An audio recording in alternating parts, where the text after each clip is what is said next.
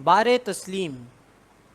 ایک محدود اور مختصر زندگی میں انسان کس کس کی لاج نبھائے؟ سب واجب الاحترام ہیں، سب لائق تعظیم ہیں، سب صاحب ارشاد ہیں، سب قابل تقلید ہیں، لیکن مجبوری تو یہ ہے کہ عرصہ حیات ہی قلیل ہے، اس میں اتنی تسلیمات اور اتنی اطاعتوں کا پورا ہونا ممکن ہی نہیں۔ ہم پر کثرت قائدین کا خوفناک تسلط ہے، کثیر المقصدیت کا شدید دباؤ ہے، ہم پر اعصاب شکنی کی وبا نازل ہو چکی ہے، مجبوریوں کے حصار میں جکڑے ہوئے انسان پر اطاعتوں کی یلغار ہے۔ انسان جائے تو کہاں جائے؟ اللہ کے احکامات ہی لیجئے، اللہ کے احکام تو بس اللہ کے احکام ہیں، ارشادات باری تعالیٰ ایک زندگی کے لیے بس کافی ہیں۔ اب امر و نواہی کا سلسلہ روز و شب سے زیادہ ہے، اور زندگی ہے کہ گردش روزگار کی چکی میں ہے۔ آج کے دور میں ایک انسان بے شمار طاقتوں کے سامنے جواب دہ ہے، وہ کرے تو کیا کرے؟ اپنی اصلاح کی طرف توجہ کرے، اپنے باطن کی سیاہیوں کو دور کرے،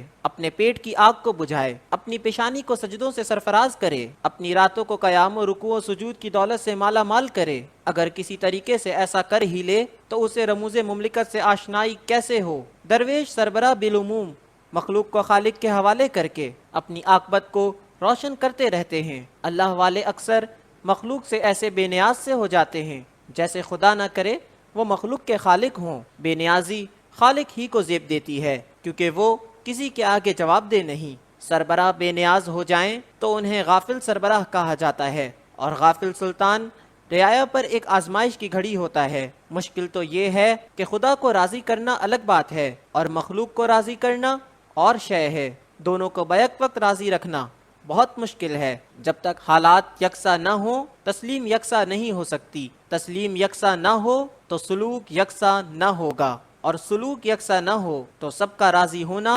ناممکن ہے۔ نیک سربراہ کا پریشان ہونا فطری بات ہے۔ اللہ کے احکام کی اطاعت میں پورا اترنے کے لیے پوری زندگی بھی کافی نہیں۔ اللہ کی اطاعت کے ساتھ ساتھ اللہ کے حبیب صلی اللہ علیہ وآلہ وسلم کی اطاعت بھی لازمی ہے۔ آپ صلی اللہ علیہ وآلہ وسلم کا ہر عمل سنت ہے اور اس کی پیروی لازم ہے۔ ہم آپ صلی اللہ علیہ وآلہ وسلم کے اقوال و احادیث کو یاد کر کے اطاعت کا فرض ادا کرتے ہیں، اور آپ صلی اللہ علیہ وآلہ وسلم کا عمل، اگر ہم آپ صلی اللہ علیہ وآلہ وسلم کے اعمال کی اطاعت کریں تو کوئی انسان پیوند والے لباس سے زیادہ بہتر لباس زیب تن نہ کرے۔ آپ صلی اللہ علیہ وآلہ وسلم سلطان السلاطین ہیں، اور آپ صلی اللہ علیہ وآلہ وسلم کی زندگی معمولی انسان سے بھی زیادہ معمولی۔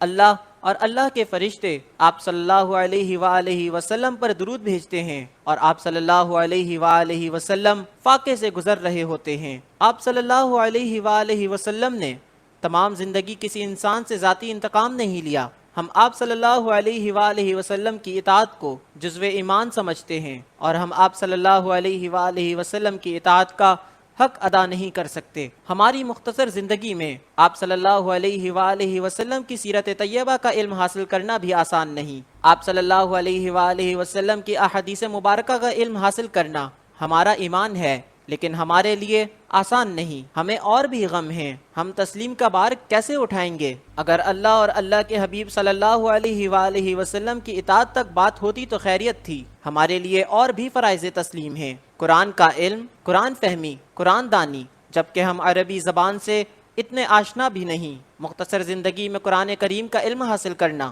سب کے بس کی بات نہیں۔ اپنی زندگی کو منشاء قرآن کے مطابق بسر کرنا فرض ہے، سعادت ہے، لیکن عین سعادت بزور بازو نیست۔ ہماری زندگی اگر اسے 60 سال ہی مان لیا جائے تو اس زندگی میں 20 سال سے زیادہ نیند کا عالم ہے۔ اس زندگی میں سے کچھ سال بک جاتے ہیں، ہم زندگی بیچ کر زندگی بسر کر سکتے ہیں۔ زندگی کا پریشر بس پریشر کوکر ہی ہے، انسان پستا جا رہا ہے۔ ہم لوگ پوری محنت کرنے کے بعد بھی زندگی کی ضروریات پوری کر سکنے کے قابل نہیں ہوتے، ضرورت کے پاؤں حاصل کی چادر سے باہر ہی رہتے ہیں۔ ہم لوگ ملازمتوں سے ریٹائر ہو کر انہی مصیبتوں میں مبتلا ہوتے ہیں جن کے علاج کے لیے ملازمت کی تھی، اور نتیجہ یہ ہوتا ہے کہ ریٹائرمنٹ کے بعد پھر کسی ملازمت کی تلاش ہوتی ہے، پھر کسی کرائے کے مکان کی ضرورت ہوتی ہے، پھر ذمہ داریوں کا بوجھ ہوتا ہے، حالات کا حکم نافذ رہتا ہے اور ہم اطاعت میں مصروف ہوتے ہیں۔ کس کس کا حکم مانا جائے؟ ضرورت کا حکم، بیماریوں کا حکم،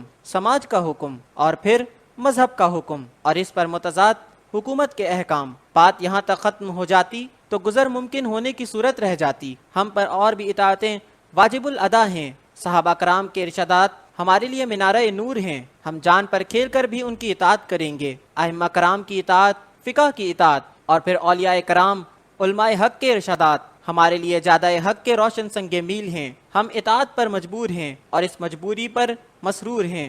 اتنی مجبوریوں میں اور بھی آوازیں شامل ہو جاتی ہیں۔ اقبال کے ارشادات، کبھی اپنے من میں ڈوب جانے کا حکم، کبھی زمان و مکان توڑ کر نکل جانے کا حکم۔ اقبال کی اطاعت ہم فرزند اقبال سے زیادہ تو نہیں کر سکتے، الحمدللہ بچت کی راہ ابھی باقی ہے، ورنہ اقبال آشنائی کے فرض سے کوتاہی کے احساس سے شرمندگی سے ڈوب کر مر جانے کا مقام پیدا ہونے کا اندیشہ تھا۔ ہمیں اقبال سے محبت ہے، ضرور ہے، لیکن اتنی محبت تو ممکن ہی نہیں جتنی اولاد کو باپ سے ہو سکتی ہے۔ ہم عظیم انسان کے نام لیوا ہیں، اس کے وارث تو نہیں۔ تسلیم کا بوجھ اتنا اٹھائیں گے جتنا ہمارے حصے میں آیا۔ ہم پر قائد اعظم کے ارشادات کی تسلیم کا حق ادا کرنے کا فریضہ عائد ہوتا ہے۔ قائد اعظم کا ہر قول ہمارے لیے قول سدید ہے۔ قائد اعظم کی زندگی بھی ہمارے لیے ایک عملی نمونہ ہے، اس کا اسلامی تشخص بھی ہمارے لیے نمونہ ہے۔